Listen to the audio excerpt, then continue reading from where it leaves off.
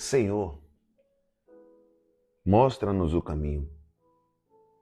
Todos nós falamos isso, mas isso aqui, a nossa natureza humana, nosso pensamento limitado diz assim: mas eu só vou aceitar do jeito que eu imaginei. E sobre isso nunca foi entrega. Senhor, mostra-me o caminho de luz, o rumo que é o alvo, que é o Senhor.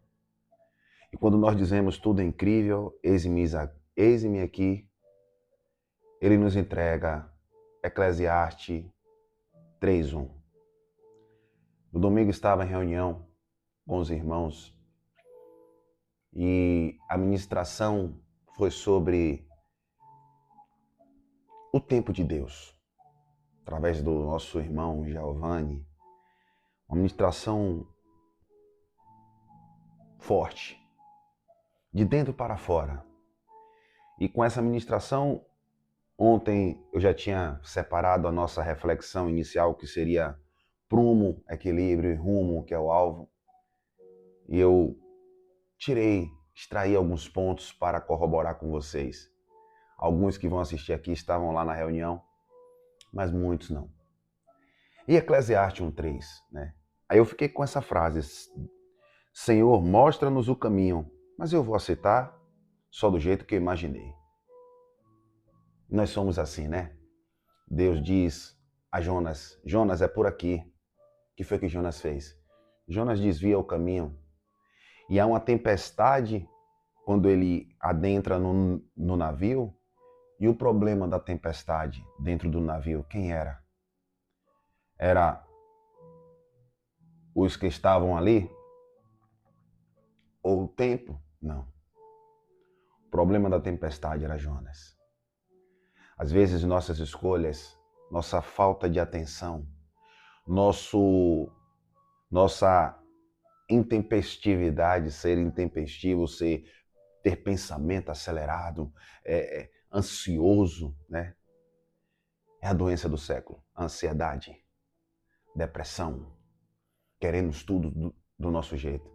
Mas isso aqui, nós, nesse plano aqui, é limitado. Eclesiastes 1:3. Vamos juntos. Há um tempo para tudo. E esse tempo de Deus não é o nosso tempo. O irmão, ele trouxe exemplos como ele desejava, e Deus não trabalha no nosso desejo. Deus não trabalha, eu desejo ter isso, eu desejo ter aquilo. Deus nos ensina sobre emoção e razão. A neurociência nos explica sobre o cérebro trino. Ele tem o cérebro límbico, o neocórtex e o reptiliano, nosso cérebro. Só que esses três, eles não trabalham juntos.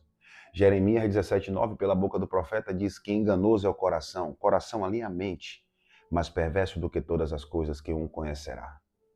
Então, a emoção, ela é moldada por Deus. E o tempo de Deus não é o nosso. Nós olhamos para o relógio, a idade está passando, o tempo está passando, e as coisas não estão acontecendo, e acontece com fulano, não acontece comigo, porque a gente não espera o tempo de Deus. E o que é o tempo de Deus? Boa pergunta. Há um tempo determinado para todas as coisas, né? Tempo de nascer, tempo de morrer. Vou ler rapidamente, muitos conhecem esse versículo, para a gente entrar nos pontos que eu separei aqui. Tempo de plantar e tempo de colher. Ou tempo de plantar e tempo de arrancar o que se plantou. É tempo de colher. Tempo de matar e tempo de curar. Tempo de matar e tempo de curar. Matar o nosso eu, matar nosso pensamento limitado. Se curar daquilo que todas as vezes que eu faço, eu piso no mesmo buraco. Tempo de matar e tempo de curar. A cura vem no rumo que é o alvo, no plano vertical. Sem o prumo, você não tem como curar o que você precisa matar. O seu orgulho, a sua prepotência, a sua altivez, o seu ciúme exacerbado, a sua inveja, que por mais que você diga que não tem inveja, tudo que é inerente à nossa natureza humana. Tempo de derrubar e tempo de construir. Tempo de chorar e tempo de rir. Tempo de plantear e tempo de dançar. Tempo de espalhar pedras e tempo de ajuntá-las. Tempo de espalhar pedras, ou tempo de abraçar e tempo de se afastar. Tempo de rasgar e tempo de consertar. Tempo de calar e tempo de falar. Tempo de amar e tempo de odiar. Tempo de amar e tempo de odiar não é você odiar o próximo. Tudo isso aqui, que é um tempo determinado para todas as coisas debaixo do céu, ele está falando sobre carne e espírito. Você não vai amar e odiar. Você vai odiar tudo aquilo que você, eu reprimino. Eu abomino tudo isso que está aqui.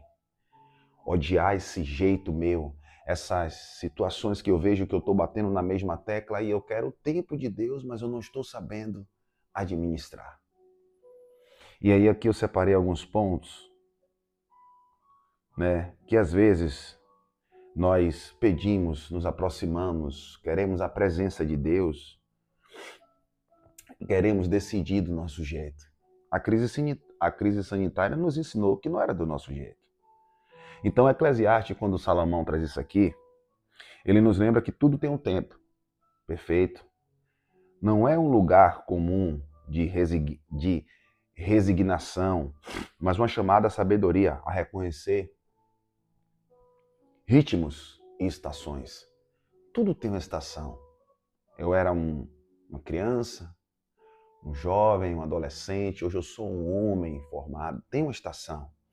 Tem coisas que não cabem mais para Sandro, mas eu quero viver aquilo que eu vivi há 20 anos atrás. Não, Sandro. Não, João. Não, Carlos. Não, Maria. O tempo é outro. O tempo é outro. Você não pode. Não, mas eu nasci assim e você sabe, né, que é o meu jeito, mas o seu jeito está tirando você da direção. O seu jeito está tirando você do equilíbrio. E você pede, Deus, eis em mim aqui. Mas você quer dirigir do seu jeito. Ele está moldando. Ele moldou Paulo. Paulo achava que Paulo, que era Saulo de Tarso, achava que estava agradando a Deus. E Deus falou, ops, vem cá. Você vai padecer em amor ao meu nome. Ele disse, tira esse espinho de mim, Jesus, Deus, Jesus. Ele disse, não. O espinho não era nocivo. Nocivo, o que era? O eu de Paulo. O orgulho de Paulo. A prepotência de Paulo. A soberba de Paulo. Ele disse, minha graça te basta, porque o meu poder se aperfeiçoa na tua fraqueza. Aí Paulo diz, por isso que quando eu estou fraco, é aí que eu estou forte. A minha dependência é dele. Outrora, teimoso, achava que era como eu queria. Teimoso, eu aqui. Teimoso, venha. Entrava em algumas situações que não tinha nada a ver comigo, me envolvia e lá estava o problema. E aí ele moldava aqui, ele mordia aqui. E eu aprendo todos os dias. E tudo que me contraria eu falo, não, que seja feita a vontade de Deus. As pessoas às vezes me perguntam assim, Sandro, e aí? Todas as coisas cooperam para o bem. Eu continuo marchando, mas se Deus fizer, Ele é Deus. Se não fizer, Ele continua sendo Deus. E quando vai chegar na parte, e o que vem de Deus, né? Então, é reconhecer ritmos, estações, que nos coloca diante da realidade de que há uma ordem divina de tempos. Nascimento, morte, plantar, colher, rasgar e cocer, e que nosso controle ele é limitado. E aí eu separei o ponto 1, o perigo da vontade própria. Quando exigimos que Deus trabalhe do nosso jeito, coloquei aqui que reduzimos o Criador ao servo das nossas expectativas. Isso gera frustração. Porque nossos planos são limitados e muitas vezes guiados pelo medo, pela pressa, pelo orgulho. Exigir que Deus faça conforme nosso roteiro é recusar o aperfeiçoamento que só o Senhor sabe operar.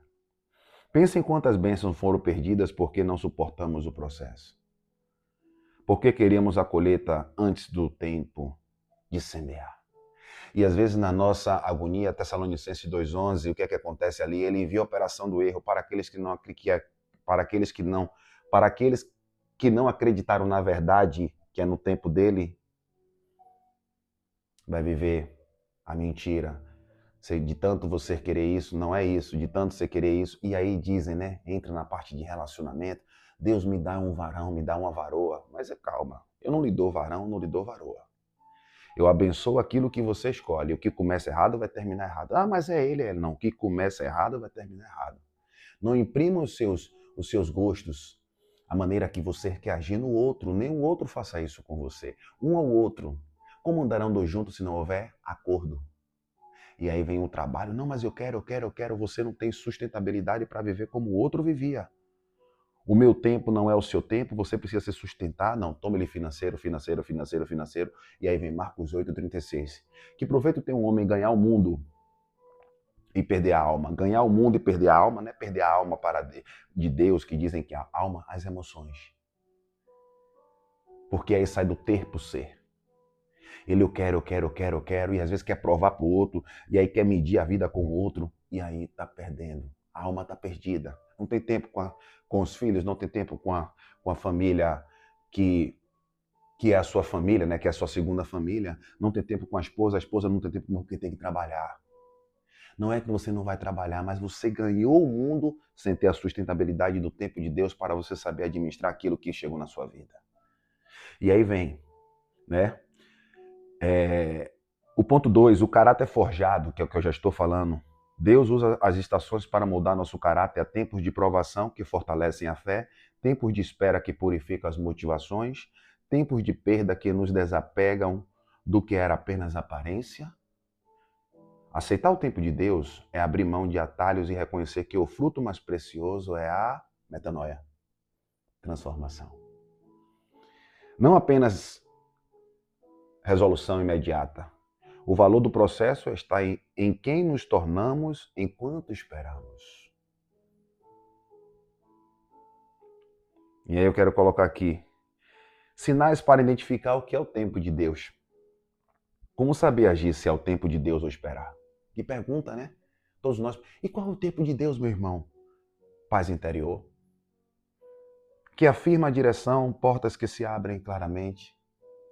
Conselhos sábios da comunidade da fé. E frutos que começam a aparecer mesmo em pequenas coisas. Eu vou voltar aqui. Conselhos sábios da comunidade da fé. Às vezes você se conecta com uma pessoa para ter um conselho. A comunidade da fé é uma pessoa que muitas vezes fala de Deus, mas ela não tem a sabedoria para trazer a palavra. O que é que ela faz? Qual o problema no relacionamento aí? Você está dizimando? Você está comendo a Santa Ceia? Você está indo no monte? Jugo e fardo. Ou seja, para a sua vida andar, você precisa se sacrificar maior do que aquele sacrifício, então ele joga sempre um fardo. Ele está errado? Não, ele é nécio. Ele é ignorante, desprovido de conhecimento. Porque a partir do momento que uma pessoa senta para conversar com os da comunidade da fé, senta os dois. Bora conversar. E primeiro, para eu falar, eu preciso ser exemplo. Porque não adianta eu falar aqui externamente, quando desligar a câmera, eu sou um demagogo com a minha esposa, com a minha mãe, com os meus amigos, com meus familiares. Não é sobre ser perfeito, é sobre ser exemplo. Para eu falar de educação física, eu preciso ter uma base, eu preciso ter uma conduta. Eu não posso chegar na minha bio, postar, por mais que eu queira comer pizza, as coisas todas, eu estou falando de qualidade de vida. Eu tenho que manter um proceder.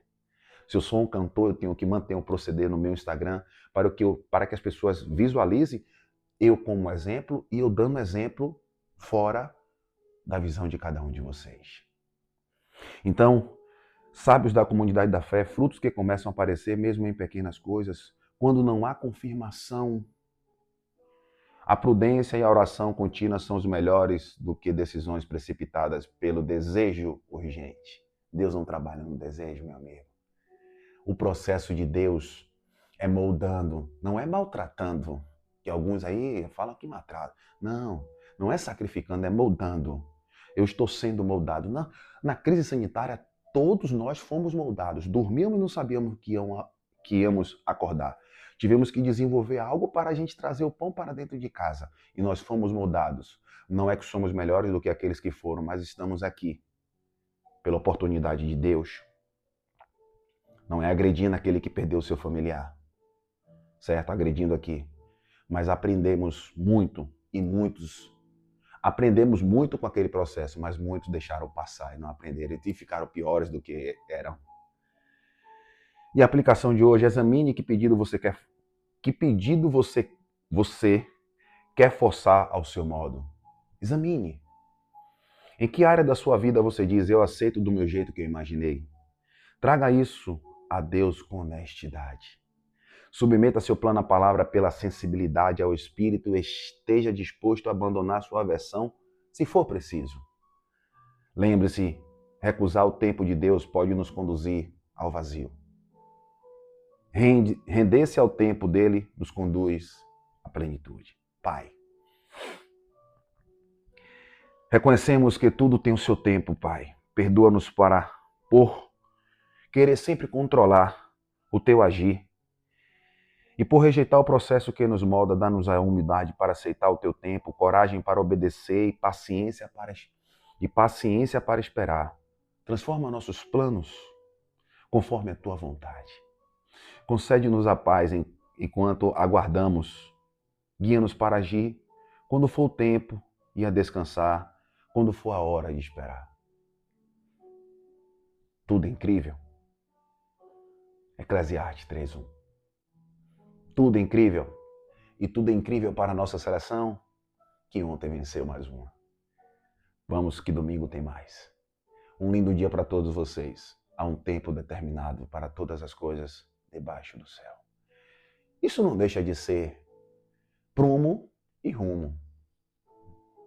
Pense aí. Olha a mão do irmão, toca aí. Por favor, curta e compartilhe. Muitas pessoas, que nem vocês, que nem eu, precisamos ouvir esta mensagem.